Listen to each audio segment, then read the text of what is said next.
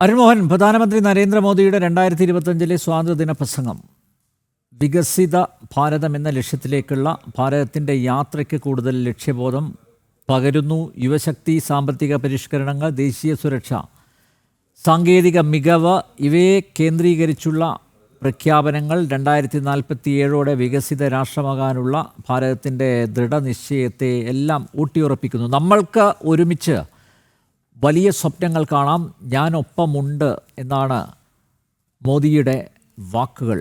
പക്ഷേ അതെന്തുകൊണ്ടാണ് കേരളത്തിലെ ഒരു വിഭാഗത്തെ ഇത്രയേറെ അവരെ അലട്ടുന്നത്? എന്തുകൊണ്ടാണ് അവരെ ആശങ്കപ്പെടുത്തുന്നത്? എന്തുകൊണ്ടാണ്? വലിയ വിവാദത്തിലാണ് അത് കൊണ്ടുചെന്ന് എത്തിച്ചിരിക്കുന്നത് എന്ന് കേരളത്തിലെ LDFും UDFും പറയുന്നതിന് എന്തെങ്കിലും അടിസ്ഥാനമുണ്ടോ, ആധാരമുണ്ടോ? ഇന്നലെ വരെ പ്രത്യേകിച്ച് വേറെ ഒന്നും പറയാനില്ലാഞ്ഞവര്, പല പല വിഷയങ്ങളിലൂടെ ഇങ്ങനെ കറങ്ങി നടന്നവര് ഇന്നിപ്പോ ഈ വിഷയം ഏറ്റെടുപ്പിടിക്കുന്നത് ആശയദാരിദ്ര്യം കൊണ്ടാണ്. കഴിഞ്ഞ 100 വർഷമായി ഭാരതത്തിൽ പ്രവർത്തിക്കുന്ന സംഘടനയാണ് രാഷ്ട്രീയ സ്വയംസേവക സംഘം. 100 വർഷത്തിനുള്ളിൽ പ്രവർത്തിച്ച, പിളരാതെ രാഷ്ട്ര പുനർനിർമ്മാണ പ്രവർത്തനത്തിന് വേണ്ടി ഇതേപോലെ അടിയുറച്ച് മുമ്പോട്ട് പോയൊരു സംഘടനയുടെ പേര് പകരം പറയട്ടെ, അങ്ങനെയാണെങ്കിൽ ഓക്കെ അല്ലേ? ഇപ്പോ ഭാരതത്തിന് സ്വാതന്ത്ര്യം നേടിത്തന്നു എന്ന് പറയുന്ന ഇന്റർനാഷണൽ കോൺഗ്രസിന്റെ ആ വേർഷനാണോ ഇന്നിപ്പോ? അതിനുള്ളിൽ തന്നെ വിഭജനം വന്നു, അതിനുള്ളിൽ ഭിന്ന അഭിപ്രായം വന്നു. സത്യസന്ധമായിട്ട് പറഞ്ഞു കഴിഞ്ഞാൽ വിമത വിഭാഗമായിരുന്ന കോൺഗ്രസ് ആണ് ഇന്നത്തെ കോൺഗ്രസ്. ഭാരതത്തിന് സ്വാതന്ത്ര്യം നേടിത്തന്ന കോൺഗ്രസ് ആണെന്ന് പറയാൻ സാധിക്കും? ഇല്ല. പിന്നെ ഈ 36% വോട്ട് കിട്ടി അല്പം മുമ്പ് സംസാരിച്ചത് ഞാൻ മനസ്സിലാക്കുന്ന INLന്റെ പ്രതിനിധിയാണെന്നാണ്. അതെ, INL ആണെങ്കിൽ ലീഗിന് തീവ്രത പോരാ എന്ന് പറഞ്ഞ് തീവ്ര ഇസ്ലാമിക നിലപാടുമായിട്ട് മാറിയ ഒരു സംഘടന വന്നിട്ട് RSS പോലൊരു ഇത്രയും പാരമ്പര്യമുള്ളൊരു പ്രസ്ഥാനത്തിന് ഇത്തരത്തിൽ പറയുന്നത് 36% വോട്ട് മേടിച്ചതുകൊണ്ട് മാത്രമാണ് അധികാരത്തിൽ വന്നത്. ഒന്നാലോചിക്കണം, 36% വോട്ട് എന്ന പിന്നെ INLനെ മേടിക്കാൻ വയ്യായിരുന്നു. ജനങ്ങളുടെ വിശ്വാസം ആർജിച്ച് മുമ്പോട്ട് പോകുന്ന സംഘടന, രാഷ്ട്രീയ സംഘടനയാണോ നിങ്ങൾ? 36% വോട്ട് ഭാരതത്തിലെ ആളുകൾ എല്ലാ സംസ്ഥാനങ്ങളിലും മത്സരിച്ച് 36% ആളുകളുടെ വോട്ട് മേടിച്ച് നിങ്ങൾ അധികാരത്തിൽ എന്നിട്ട് നിങ്ങൾ ഉദ്ദേശിക്കുന്ന കാര്യങ്ങളൊക്കെ നടപ്പിലാക്കും. RSSന്റെ നയങ്ങൾ നടപ്പിലാക്കുന്നു എന്ന് നിരന്തരമായി വിമർശിക്കുന്ന സമയത്ത് RSS മുമ്പോട്ട് വെക്കുന്ന ഒരു മഹത്തായ ആശയമുണ്ട്. ആ ആശയത്തിന് വേണ്ടി പ്രവർത്തിച്ച, അതിന്റെ പ്രചാരകനായിരുന്ന ഒരു മനുഷ്യൻ പിന്നെ ഈ പറഞ്ഞതുപോലെ രാഷ്ട്രത്തെ രണ്ടായിട്ട് വിഭജിക്കണമെന്ന് ആവശ്യപ്പെട്ട ലീഗിന് തീവ്രത പോരാ എന്ന് പറഞ്ഞുണ്ടാക്കിയ INLന്റെ ആശയത്തിനനുസരിച്ച് പ്രവർത്തിക്കണമെന്നാണ് അദ്ദേഹം ചിന്തിക്കുന്നത്. അദ്ദേഹം പറഞ്ഞു സ്വാതന്ത്ര്യ സമരത്തിലെ RSSന് പങ്കെന്താണ്. താങ്കൾ കുറച്ചുകൂടി ഒന്ന് പഠിക്കുന്നു, വായിക്കുന്നു നന്നായിരിക്കും. സങ്കുചിതമായ രാഷ്ട്രീയം മാറ്റിവെച്ചുകൊണ്ട് 1920 ഇന്റർനാഷണൽ കോൺഗ്രസിന്റെ ദേശീയ സമ്മേളനം നാഗ്പൂർ നടക്കുന്ന സമയത്ത് അതിന്റെ മുഖ്യ സംഘാടകന്റെ പേര് ഡോക്ടർ കേശവ ബലറാം ഹെഡ്ഗേവാർ എന്നായിരുന്നു. അതായത് RSSന്റെ സ്ഥാപകനായ ഡോക്ടർ ജി.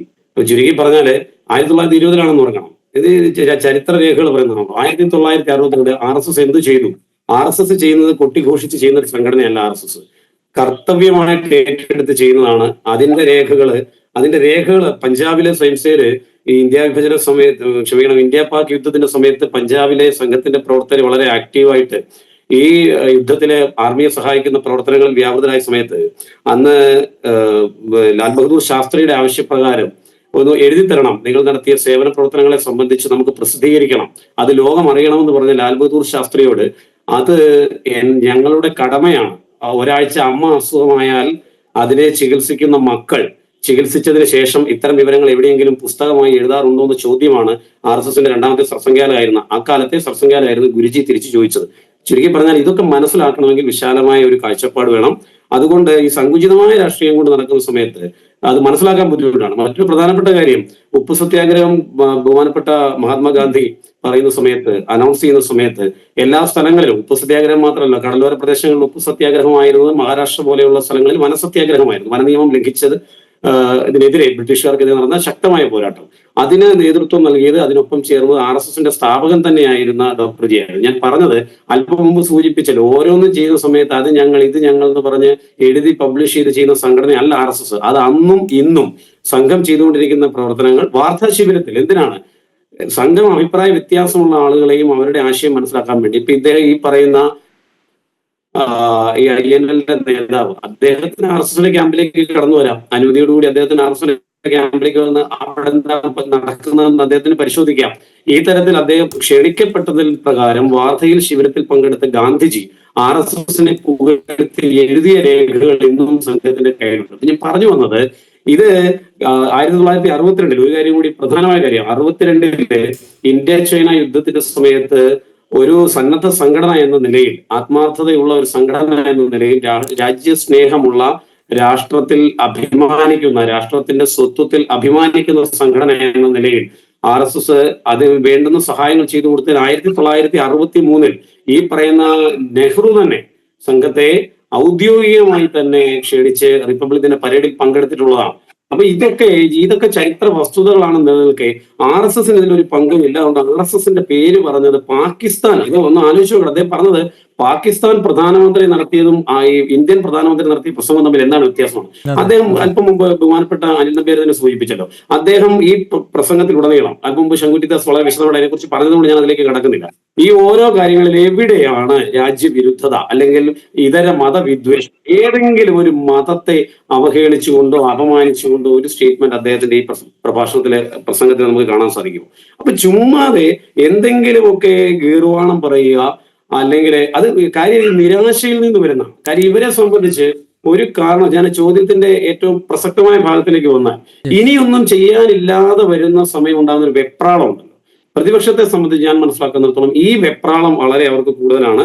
ഈച്ച കടക്കാൻ പോലും, അദ്ദേഹം പറഞ്ഞ ഒരു ആരോപണം അതായിരുന്നു, ഈച്ച കടന്നാൽ പോലും അറിയാൻ മാർഗമുള്ള, ഈച്ച കടന്നാൽ അറിയാൻ മാർഗമുള്ളിടത്താണ് ഭാരതത്തിന്റെ ജനാധിപത്യത്തിന്റെ ശ്രീകോവിലായ പാർലമെന്റ് ആക്രമിക്കപ്പെടുന്നത്. അവിടെ നിന്ന് ഇന്ന് നാം ആലോചിച്ചു നോക്കൂ, ഭീകരാക്രമണങ്ങളുടെ കണക്ക് നമ്മൾ എടുത്തു നോക്കൂ. ഇങ്ങനെ പറയുന്നത് ശരിയല്ല, അദ്ദേഹം പറഞ്ഞതുകൊണ്ട് മാത്രം ഞാൻ പറഞ്ഞു പോകുന്നതാണ്. ഭാരതത്തിന്റെ എല്ലാ സ്റ്റേറ്റുകളിലും, വടക്ക് മുതൽ തെക്ക് വരെ എല്ലാ സ്റ്റേറ്റുകളിലും മാസത്തിൽ ഓരോന്ന് വീതം ബോംബ് പൊട്ടിക്കൊണ്ടിരുന്ന സാഹചര്യം ഉണ്ടായിരുന്നു. ആഭ്യന്തര സുരക്ഷ പൂർണ്ണമായി തകർന്ന സാഹചര്യം ഉണ്ടായിരുന്നു. അവിടെ നിന്ന് ഈ കഴിഞ്ഞ കാലയളവില് ഈ വൈദേശിക അല്ലെങ്കിൽ ഇസ്ലാമിക ഭീകര സംഘടനകളുടെ ആക്രമണമൊക്കെ ഏത് തരത്തിലാണ് പിന്നീട് ഇവർക്ക് ചെയ്യാൻ പറ്റുന്നത്, ഇന്റേണലായിട്ട് മാത്രം ഏതെങ്കിലുമൊക്കെ സംഘടനകളെ സ്വാധീനിച്ച്, പോപ്പുലർ ഫ്രണ്ട് പോലെയുള്ള സംഘടനകള് സ്വാധീനിച്ച് എന്തെങ്കിലും ചെയ്യാൻ മാത്രമേ ഉള്ളൂ. അതുകൊണ്ട് ബഹുമാനപ്പെട്ട നേതാവിനോട്, അദ്ദേഹത്തിനോട് ഒരു കാര്യം കൂടി സൂചിപ്പിക്കാനുള്ളത്, ദയവ് ചെയ്ത് സ്വയം എളിഭ്യരാകാതിരിക്കുക.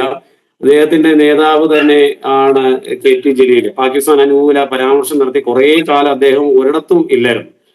അതിനെതിരെ ബഹുമാനപ്പെട്ട കേരളത്തിൽ തന്നെ ഇവരുടെ കോടതി കേസെടുക്കുന്നതിന് നിർദ്ദേശം കൊടുത്ത ഇവർ വരെ നമുക്കറിയാം. ആസാദ് കശ്മീർ എന്നാണ് അദ്ദേഹം കശ്മീരെ വിശേഷിപ്പിച്ചത്.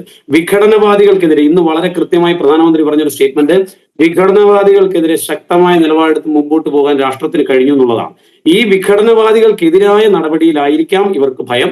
അതുകൊണ്ട് സ്വാഭാവികമായിട്ടും ആസാദ് കശ്മീരിന് വേണ്ടി ആർട്ടിക്കിൾ 370 കുറിച്ചൊക്കെ വീണ്ടും അത് പുനഃസ്ഥാപിക്കണമെന്ന്, അതൊരു മൈനോറിറ്റി മാത്രമാണ്.